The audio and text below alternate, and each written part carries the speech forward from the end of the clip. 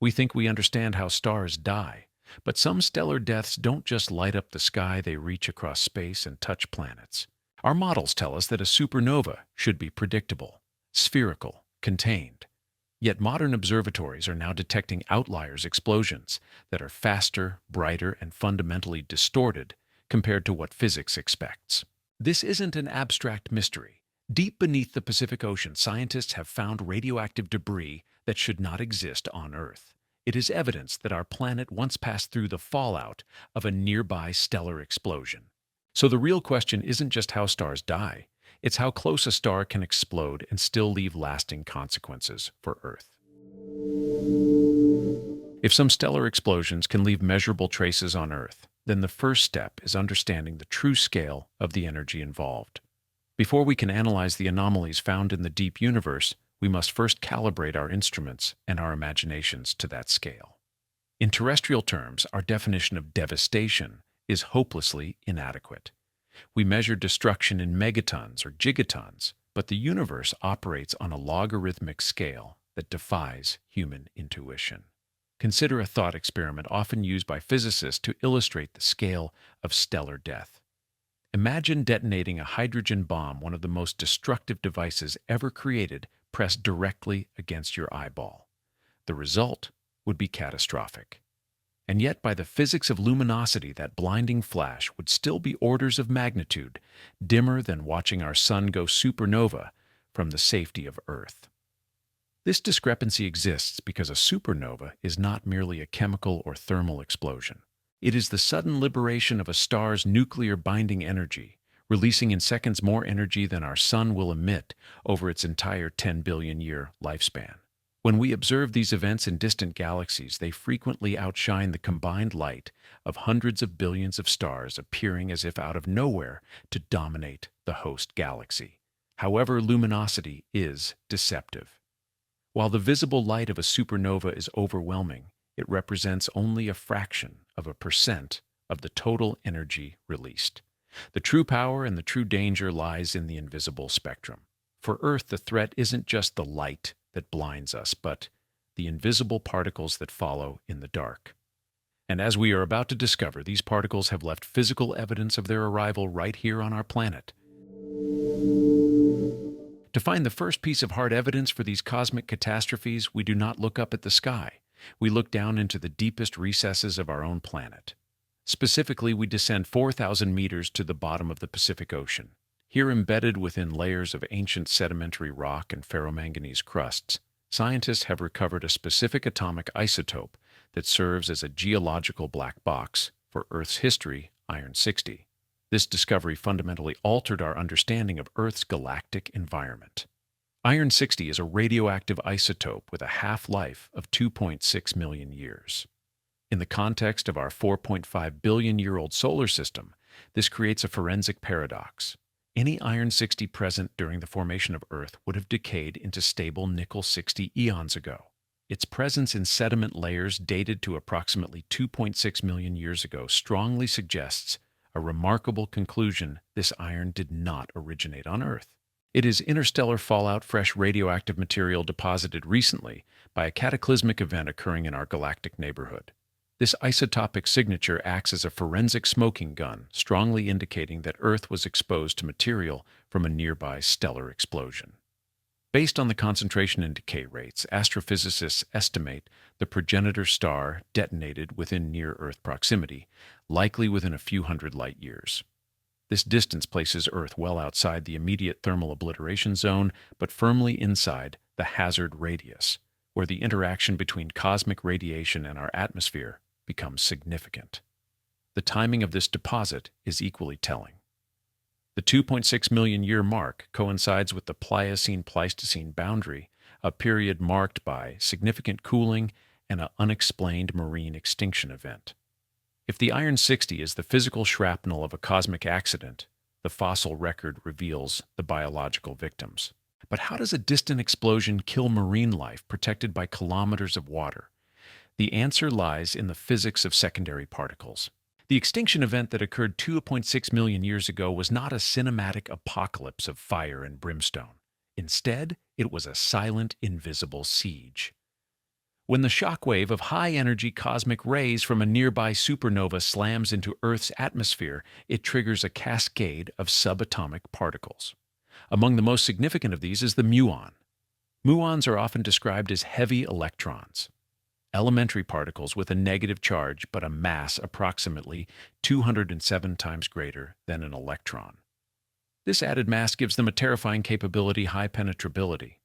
Unlike alpha or beta radiation, which can be stopped by a sheet of paper or a layer of skin, muons pass through matter with ease.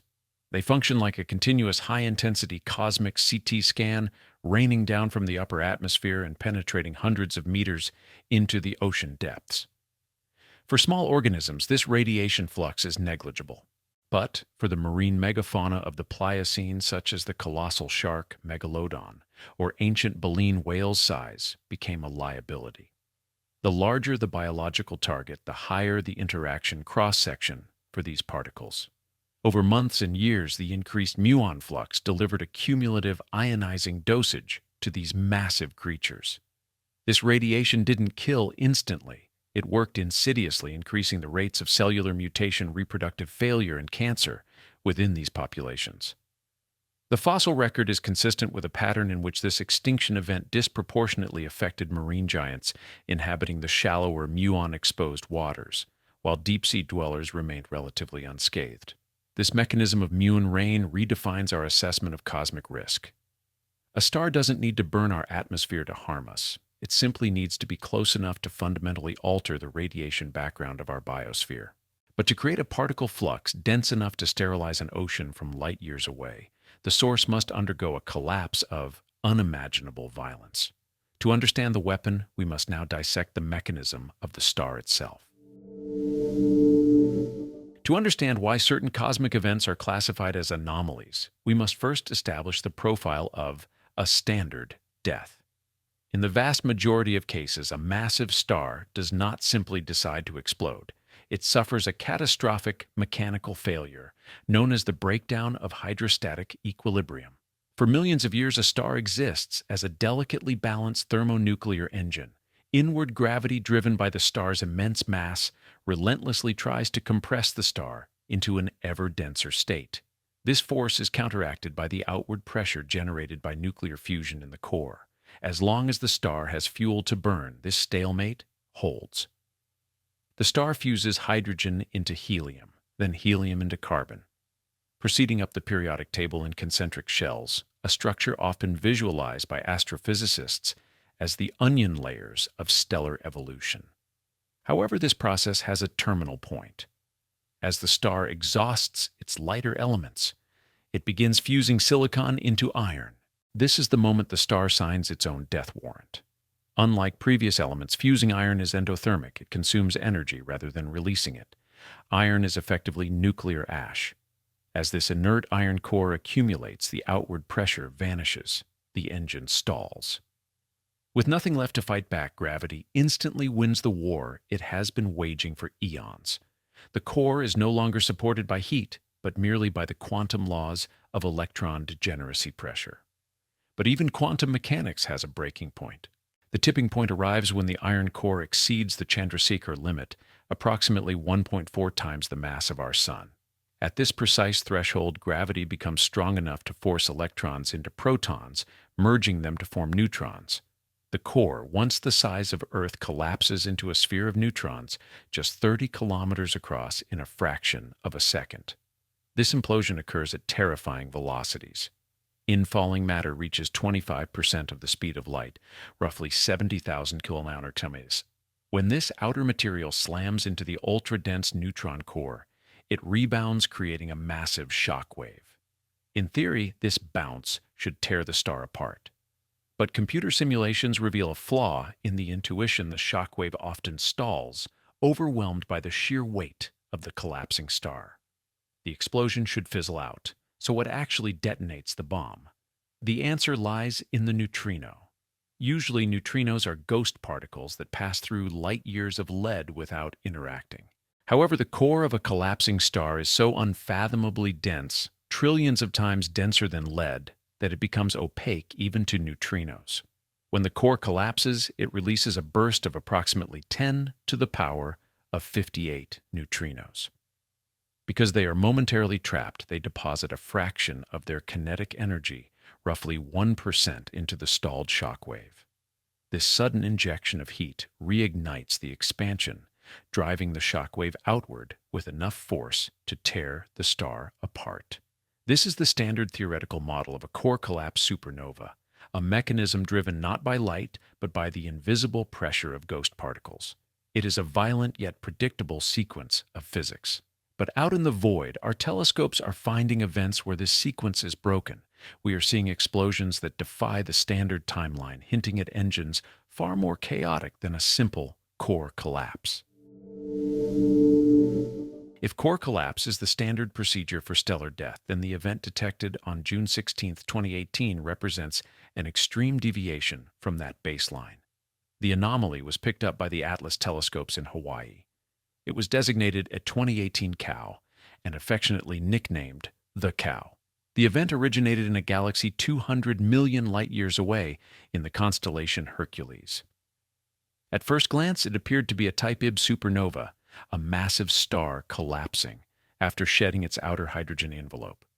But as astronomers plotted the data points, the light curve refused to fit the template. A standard supernova is a lumbering giant. It typically takes weeks to reach peak brightness as the expanding debris cloud increases its surface area. The Cow did not lumber, it sprinted. It reached peak luminosity in just a few days, burning with an intensity 10 to 100 times brighter than a typical supernova. Furthermore, its spectrum was wrong. While most supernovae cool down as they expand, turning red, this object remained obstinately hot, blazing at 30,000 Kelvin. With a persistent piercing blue light, astronomers realized the event didn't behave like a standard supernova, and it became a leading example of a new category, a luminous fast blue optical transient. How can an explosion be both fast and extremely bright at the same time? In standard physics, these two traits are usually mutually exclusive. A bright explosion usually implies a massive amount of ejecta, which traps heat and slows the release of light. A fast explosion implies very little mass, which should result in a dimmer flash. The Cow broke this correlation. The forensic solution to this paradox lies in the morphology, the 3D shape of the blast. Standard supernovae are generally spherical. The explosion moves outward in all directions, and we as observers are forced to look through a thick, opaque veil of expanding heavy elements to see the light. This debris acts like a fog, diffusing and softening the glow. However, recent simulations suggest that AT2018 Cow was likely a case of extreme aspherical deformation. It didn't explode as a sphere. It likely detonated into a flattened disc-like structure, a pancake of destruction. This rare dynamical configuration is significant because it changes our line of sight. If we are viewing the event close to face-on, the line of sight could be relatively optically thin, meaning we may be seeing much deeper into the hot inner region than in a typical supernova. This implies the presence of a central engine. In a normal collapse, the neutron star or black hole left behind is a relatively passive remnant. But in an LF bot like the Cow, the remnant is active. It is likely a newborn magnetar, a highly magnetized neutron star, or a black hole surrounded by an accretion disk spinning rapidly and acting as a power plant. This engine actively pumps energy into the ejecta after the initial explosion, superheating it from the inside out. We are not watching a star simply die. We are watching the immediate violent birth of a compact object that is born running, revving its engine and blasting radiation directly into the cosmos through a gap in the debris. The Cow challenged our models because of how it exploded. But the next anomaly in our dossier challenges our understanding of where a star is allowed to die. In forensic science, the location of the incident often reveals more than the incident itself. If the Cow was an anomaly of mechanism, the event detected on April 10, 2023, designated AT2023F Gen and nicknamed the Finch, was an anomaly of location. LF bots are typically associated with the deaths of massive stars. By definition, massive stars have incredibly short lifespans, often just a few million years before they exhaust their fuel. Because they live fast and die young, they rarely travel far from the stellar nurseries where they were born. Therefore, we expect to find their remnants inside the spiral arms of active galaxies. But the Finch was found nowhere near a spiral arm. It detonated in the empty abyss of intergalactic space, approximately 15,000 light-years away from the nearest galaxy. This creates a significant forensic paradox. For a massive star to travel that far into the void before exploding, it would need to move at velocities that defy standard stellar dynamics. It is the equivalent of finding a body in the middle of a vast desert with no footprints leading to it. If the star couldn't have traveled there and it couldn't have formed there, how did it die there? The leading hypothesis suggests that the Finch was not a supernova at all, but a tidal disruption event. In this scenario, the void wasn't truly empty. It likely contained a faint ancient structure known as a globular cluster, a dense knot of stars too dim for our telescopes to easily resolve. Lurking within this cluster was a suspect that astronomers have been hunting for decades, an intermediate mass black hole. Unlike their supermassive cousins at the centers of galaxies, intermediate mass black holes are elusive middleweights. They typically fall between 100 and 100,000 times the mass of the Sun, and they rarely feed, making them difficult to detect. The Finch was likely a star that made the fatal mistake of passing within the tidal radius of one of these invisible objects. The physics of a TDE are brutal, but precise. As the star approaches the black hole, the gravitational differential between the near side and the far side of the star overcomes the star's own self-gravity. The star is not simply crushed, it is stretched into a stream of plasma, a process often called spaghettification. Half of the star's mass is ejected, while the other half wraps around the black hole, forming a superheated accretion disk that flares up brilliantly in the ultraviolet and blue spectrum. To a distant observer, this sudden blue flare looks remarkably like an LF bot. But unlike a supernova, which is an internal failure, this was an external disassembly. The Finch solved the mystery of the void by revealing that the darkness is populated by invisible engines capable of tearing stars apart. However, while the Finch was a lonely event in deep space, the final anomaly in our dossier represents a very different kind of phenomenon, one characterized not by isolation, but by a terrifyingly precise alignment directed straight at us. If standard supernovae are the universe's omnidirectional emitters radiating energy equally in all directions, then the event detected on October 9, 2022 represents a fundamentally different ballistics profile.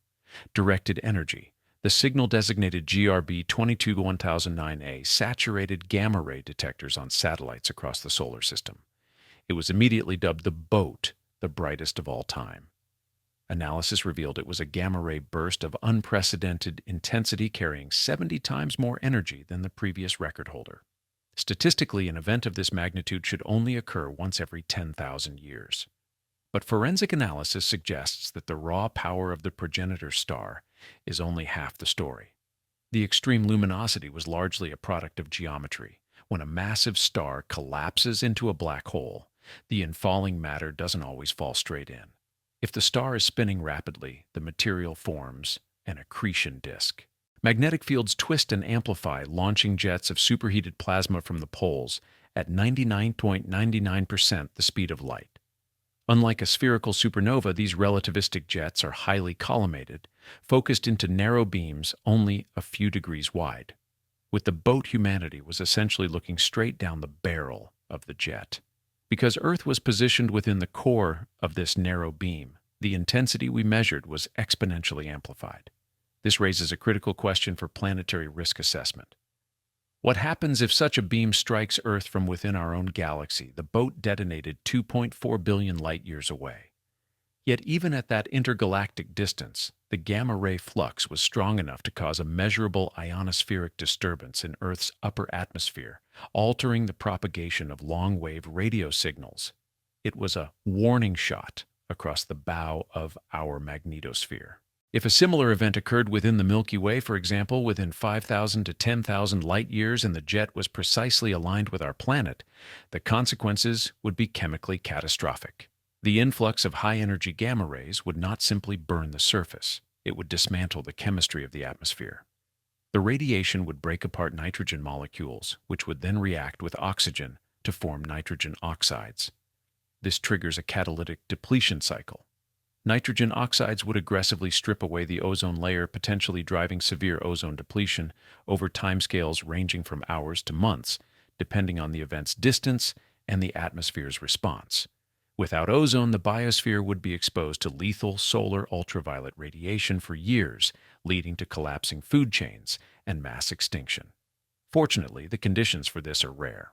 It requires a massive star, a rapid spin, a specific collapse mechanism, and crucially, a precise alignment with Earth. It is a cosmic game of roulette with very low odds. Yet there is a profound irony in these violent mechanisms. While we catalog the risks of jet shockwaves and radiation, we must also acknowledge their necessity. The very violence that threatens biology is also the only force capable of forging the materials required to build it. The investigation into these cosmic anomalies leads us to a paradoxical conclusion. The most destructive events in the universe are also its most vital engines of creation. To understand why, we simply need to look at a gold ring. For decades, astronomers struggled to explain the abundance of heavy elements like gold, platinum, and uranium. As established in our baseline model, standard stars stop fusing elements once they hit iron. Iron is the deadlock. It is where fusion dies. So where does the rest of the periodic table come from? The answer was confirmed with the detection of a kilonova, specifically the event GW1 or SEM 0817. This was not the collapse of a single star, but a high-energy binary collision between two neutron stars spiraling into one another at a significant fraction of the speed of light. In the chaotic fraction of a second following the impact, the conditions became so extreme that they triggered the R process, rapid neutron capture. The colliding stars didn't just explode, they functioned as a cosmic foundry.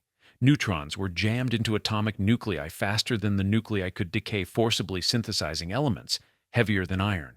In that single event, scientists estimated the production of several Earth masses of R-process material, containing gold among many other heavy elements. Thus, the violent outliers we study are not merely glitches in the system, they are the supply chains. In physical terms, they are the only environments energetic enough to manufacture and disperse heavy elements across galaxies.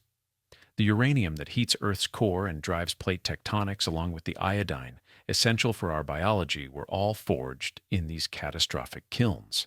We are quite literally the downstream beneficiaries of ancient cosmic violence. So, where does this leave Earth in the grand scheme of risk?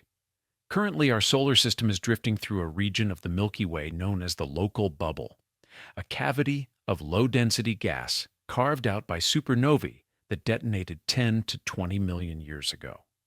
We are, for the moment, traveling through a clear patch in the galactic weather system. The anomalies we have analyzed, the baffling speed of the cow, the isolated destruction of the finch, and the focused beam of the boat serve as crucial data points for our long-term survival. They refine our hazard radius. We now know that a hazard radius is not a fixed distance. It depends on the mechanism. A spherical supernova might be safe at 50 light-years, while a directed jet could be dangerous at $5,000. However, the probability of a lethal event occurring in our human lifetime is vanishingly small. The true value of this cosmic forensics is not to generate fear, but to build awareness.